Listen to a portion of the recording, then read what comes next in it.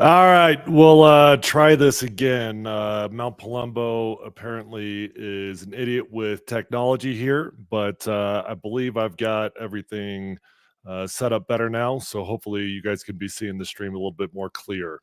For whatever reason, that last stream was coming out super pixelated. I hope that this one is not doing the same thing. Matter of fact, if you are tuned in right now, could you please just let me know real quickly? Would you send me a comment if the audio and video is dialed up right now? Because I seem to be having issues with that. No idea why that is going on, but hopefully we get that fixed.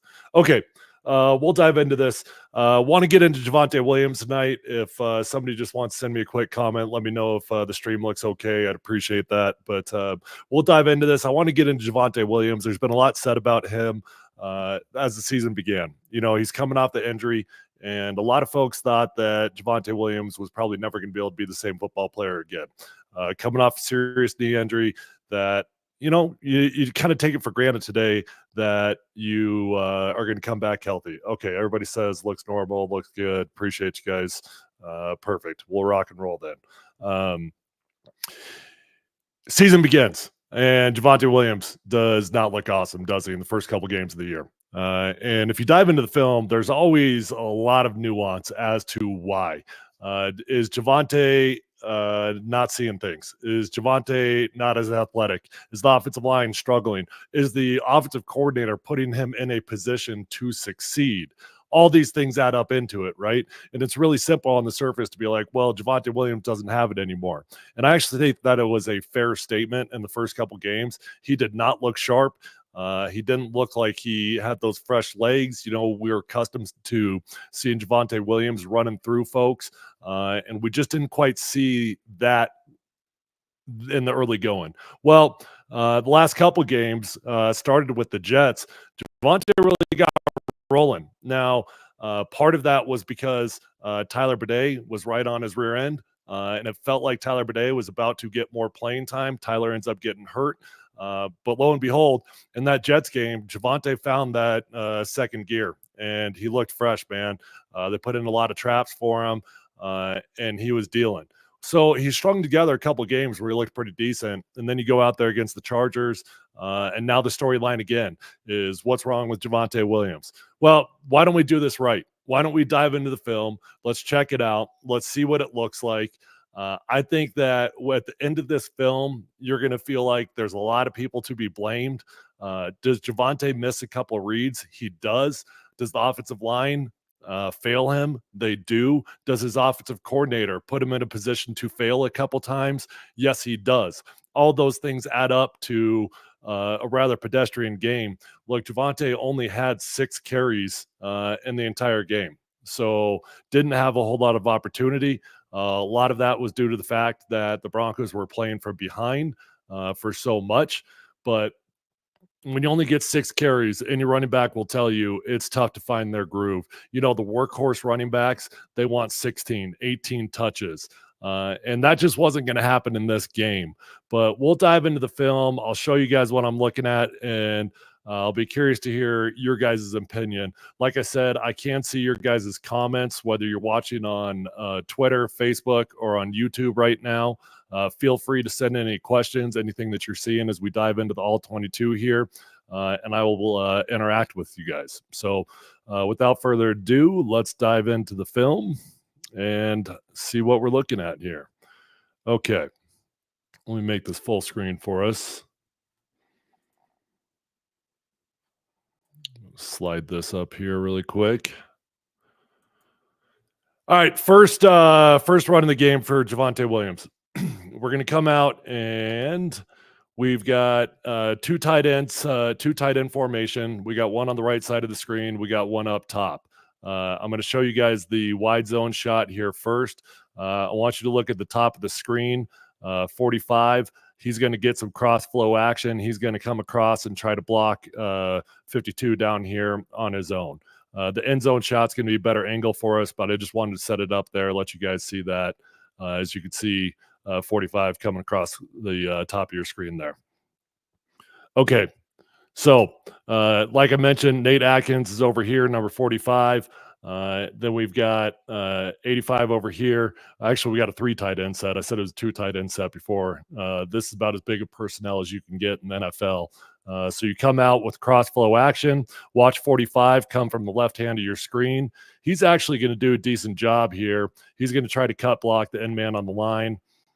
Looks like he misses his guy. If you watch this, he tries to dive at him and misses. That's okay. You're actually all right with that as an offensive coordinator. All you want is to get this guy to go up the field, and Atkins actually gets his job done. So I'm going to rewind it now. And let's look at some of the other key blocks. All right, let's check out Garrett Bowles, number 72 over there. He's in good position. I'd like to see him a little bit more inside leverage, but he's all right. Ben Powers, 74. He's in great position, climbs up to the second level. And then watch your right guard and your right tackle, 77 and 79. We've got good momentum here. I tell you what, after watching the film, I was really, really impressed with Matt Pert. I thought he did a lot of good things. Number 79, he's your backup right tackle. Alex Palczewski was in there previously. Now Matt Pert has been playing. He did a lot of good things in this Chargers game. So we'll watch 77, 79. Let me back this up a little bit more to the beginning. Okay. Okay, that's good movement. Now, obviously, you'd like to see 79 get off on his block, but he doesn't know that Javonte's about to bounce his ball outside. Now, why does this play not really work? Let's watch our center. Watch your center, Alex Forsyth. This is why the play doesn't work. Alex Forsyth has got a one-on-one block here, and he's way too shallow. I would like to see his hat get past the midline of that nose tackle there. He aims for the inside shoulder. He gets corked inside. He gets zero momentum, or zero movement, and he gets his body turned into the hole. So we'll pause it right there. All right. Well, Javonte Williams has got a pretty decent hole here over to the left. Garrett Bowles has got a good block going on. Ben Powers has got a good block going on, but he can't go over there because his center just got cross-faced, and he's got absolutely no decision but to try to bounce this ball outside. Everybody does their job really, except for one guy, your center. Okay, so Javonte tries to do the best he can. You guys tell me. My opinion, I look at that. I don't think there's a whole lot that Javonte Williams could have done on that particular run. It's just sometimes you make the best of a bad situation. Look, we've only got 6 runs in the entire game, so this isn't going to take all day. But we'll get to the next one right now.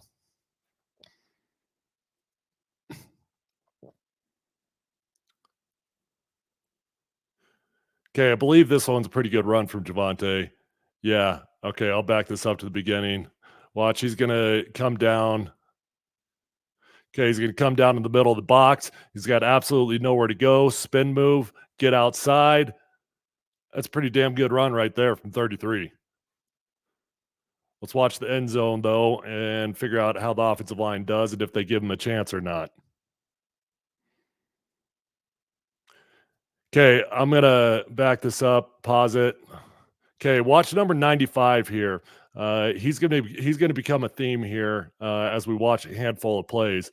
That dude's a run stuffer now. What he does when you take on a double team as a defensive tackle, what you do, if you look at his left knee there, you turn your body, you drop your left knee, and you drop like a corkscrew. You take all your momentum and you try to prevent these offensive linemen from getting off their double team up to the linebacker up there to number 0. Number 95 does a good job, and I thought that Ben Powers and Alex Forsyth really struggled to get get movement on 95 the entire game. Okay, let's back it up again.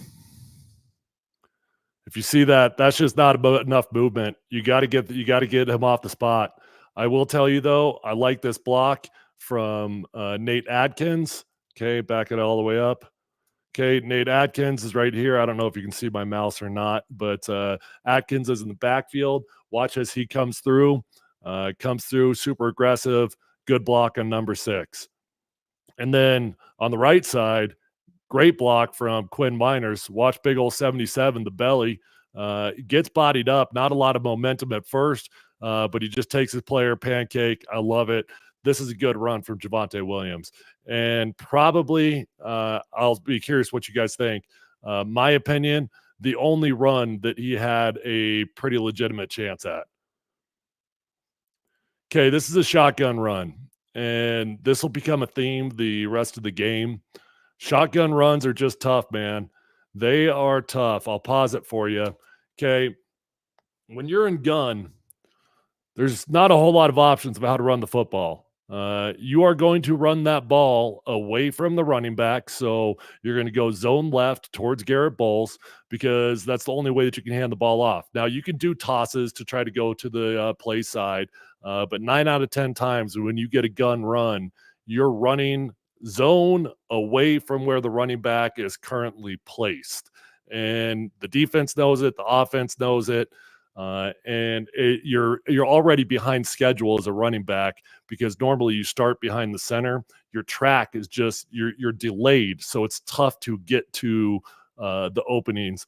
But you get up here, and Bo Nix likes what he sees. It's a pretty clean box. We've got 6 blockers here for their 5. If you want to count number 3 as in a box right there, then you got 6 hats for 6 hats. That's a good, clean look.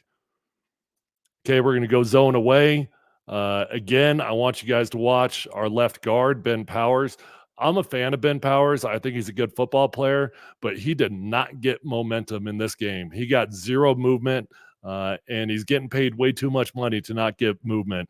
And when you're going gun run like this, you've got no chance of getting that ball outside. So that ball is designed to hit right between Garrett Bowles and Ben Powers.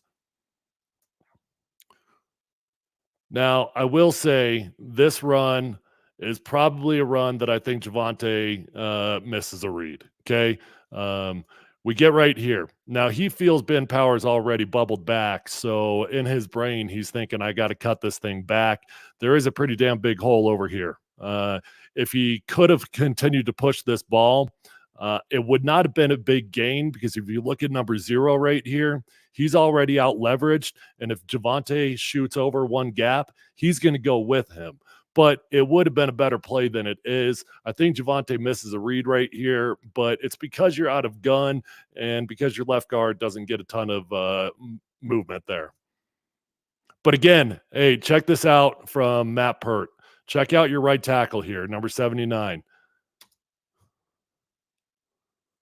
Love it, man. That's good. That's good movement in the NFL. Good movement. I'd say Javonte did miss a read right there, but even if he chose to go towards the bubble there, he was not going to be gaining a whole bunch of yards. Okay, that's all 3 of his inside tackle runs of the game. He had 3 of them. We'll dive into his outside zone runs now. Actually, before I do that, let me take a second to flip over to the comments here. I feel like everything that is wrong with the offense affects every single position, from injuries along the O-line, poor wide receiver play, poor game flow, etc. The entire offense has to be better. Yeah, no question, Armac. No question about it. Everybody's got their hand in the pot of problems going on offensively right now. Somebody does ask a super dumb question. Do you ever get sick of talking football? No, I never get sick of talking football. I love ball, man. I love ball. And that's what I love about this Mount Columbus podcast here is now I've actually got a visual medium to show you guys what I'm seeing more times than not. Previously, I'm trying to do this over the radio. Very, very difficult to do when you don't actually have the video that's in front of you. So Mount Columbus, man, we're having a lot of fun. We already broke down the all 22 yesterday of all the Broncos offensive plays against the Chargers. So that film is over on YouTube right now if you want to go check it out. Broke down Bo Nix and everybody. This one's going to be a quick hitter tonight, just focusing in on Javonte Williams. But I love this stuff, man, and I appreciate you guys that have tuned in. By the way, if you've not subscribed, please head over to YouTube right now and subscribe. You'd be doing me a huge favor. The link is in my bio there on Twitter, if that's where you are absorbing this content right now. All right, we'll go back. We only got 3 runs left. Like I said, all we got is 6 runs from Javonte Williams. Not a ton of opportunity to have success for a running back. Tough to get in a groove. 6 carries, 23 yards, average 3.8. That's it. When you fall behind, that's the life that you live. Okay, another gun run here. Get to the end zone copy. When you're watching the running game, the end zone copy is a far better view to look at.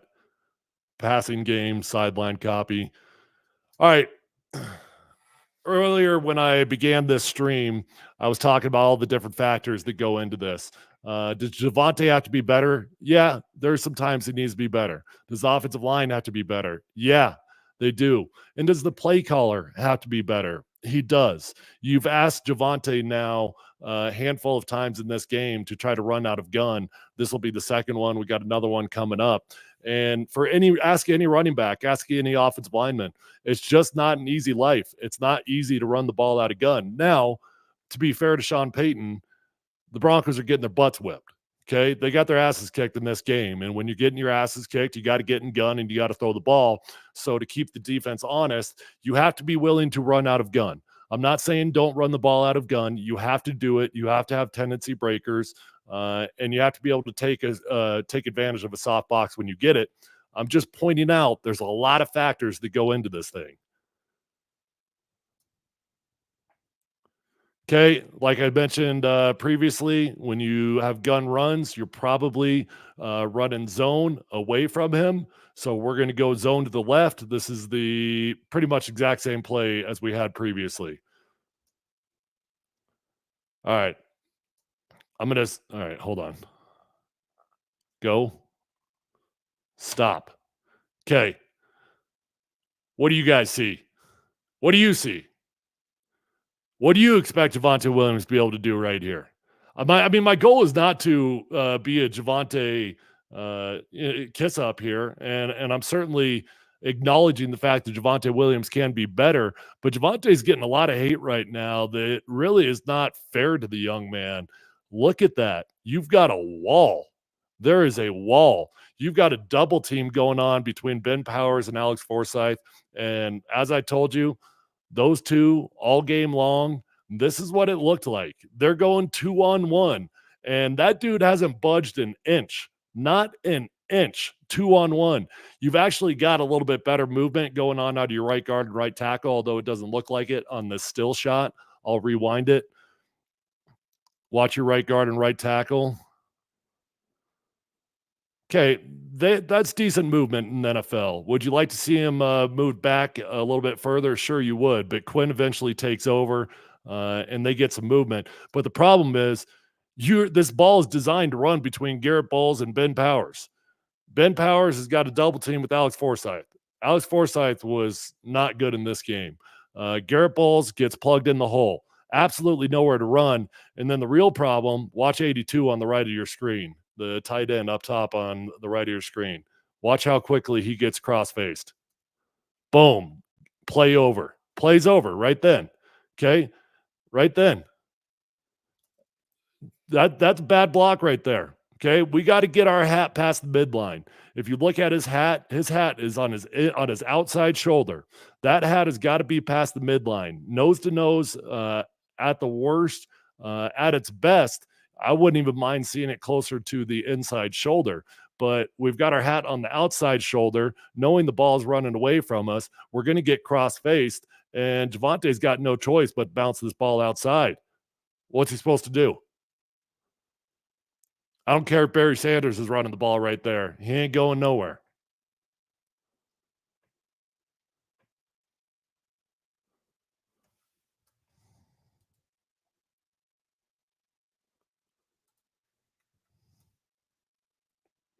Okay, we now have got a more traditional run here.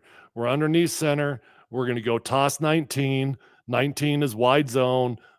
We've got two tight ends to the left-hand side of the screen here.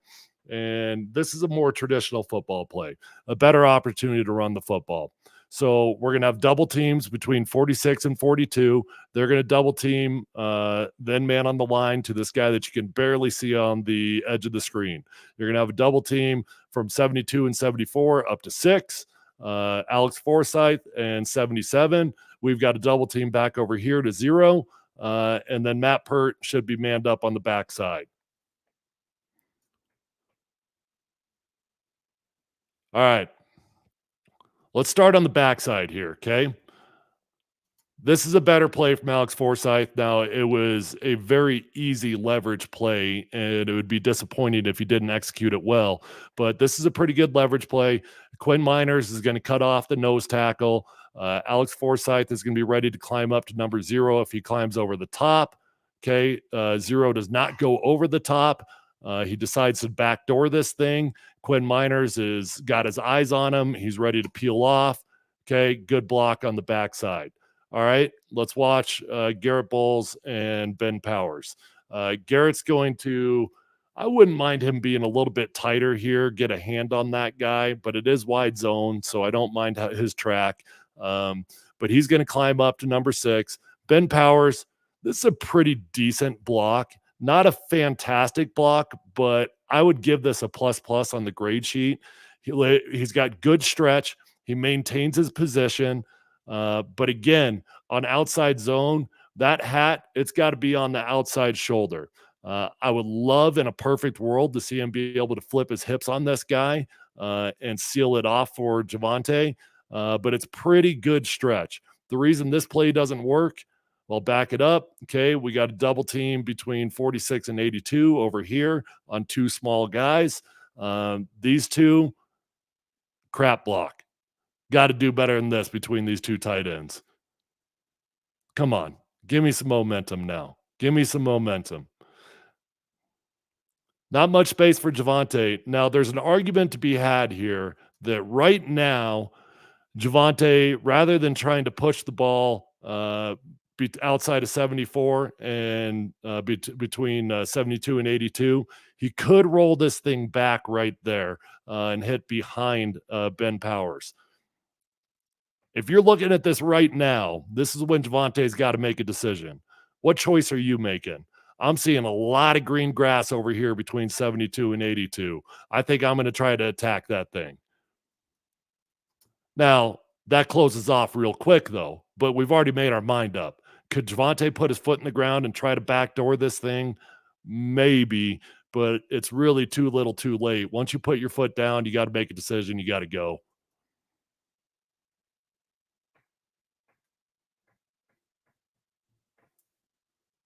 Okay, this is the last run of the game for Javonte. Like I said, this isn't going to take all night here.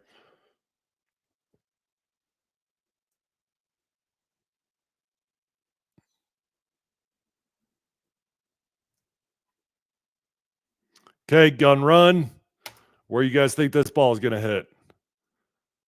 We're going to go zone away from Javonte, designed to hit over the left side, in between your left guard and your center, in all likelihood. That's the perfect world. Okay. All right, let's start. Let's start with Garrett Bowles on the left side, 72.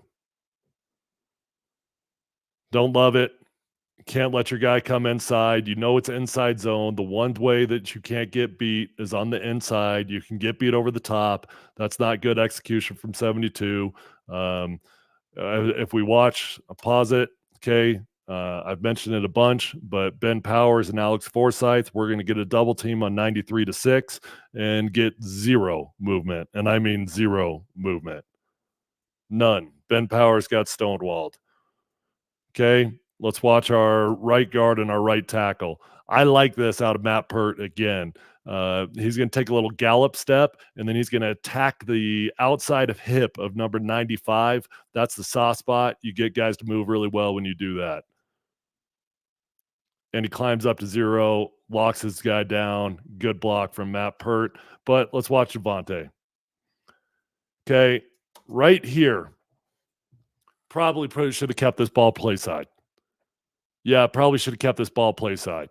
Here's the thing, though. The right read is to keep it play side, but when you're running out of gun, I already mentioned, it takes you a long time to get there. So Javonte just doesn't trust the fact that he can get there in time because he's already out leveraged coming from the other side of the formation. If he makes the perfect read and he takes this ball all the way play side, let's watch Garrett Bowles again. What happens? Even if he makes the better read, 52, Khalil Mack, he's falling off and making that tackle. So, although I think the best read probably was to keep it play side, Javonte bounces it backside because no matter what, there was nowhere to go. So, get his own tight end gets in his way right there. Watch 85. Oh, let's talk about 85. Okay. I do not love this. Okay. 85 starts over here by Garrett Bowles. This is another cross flow action. He's going to come across the formation. And traditionally, you try to cut this guy. It's a great opportunity to throw at his legs. If you watch 85, I'm sorry, Lucas Kroll, he looks like he's about to cut him right there. You see how his hat goes low, and then he changes his mind at the last second. That's a no-no. You got to go for it, man. Ends up getting no block, and now, not only does he get no block, he's right in the way of Javonte.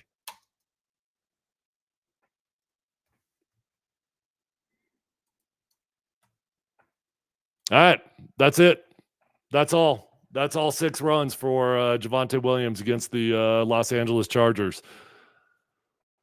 We got to give a better commitment to the running game, especially for you young quarterback. Look, I know the Broncos were trailing in that game, but at some point you got to give Javonte Williams a chance to just fight through things. Whether it's going to be Javonte, Jaleel, or Tyler Bidet when you get him back, you got to give your running backs more touches, and we got to give our running backs more touches under a better situation when you're underneath center. Not so many gun runs. It's just tough. It's a really tough life. I personally feel like everybody had their hand in that. At some point, Garrett Bowles got matter of fact, the only guy that I think didn't get beat was your backup right tackle. Now, that was only a 6-play example that I gave you. That's not an entire football game, but in those 6 plays, the only offensive lineman that didn't get beat was actually your backup right tackle, Matt Pert. I thought he looked pretty dang good. I'm not out on Javonte Williams yet. A lot of folks are. A lot of folks want to bench him. They want to get Audric Estime more touches. I'm okay with getting Audric Estime more touches. I'm not out on Javonte Williams. Watch the film. Let the film tell you the true story. The true story is it didn't matter who was running the football. They weren't getting any yards in that game. Love you all. Appreciate you guys tuning in. I will be putting out more content tomorrow. Might have a watch along. I might not because I'm supposed to do an appearance. If I can do a watch along in the second half, I will. If not, I will get you guys my post game reaction after the game. We'll do a live stream after the game. So tune in tomorrow. Until then, Mount Columbus out. Love you guys.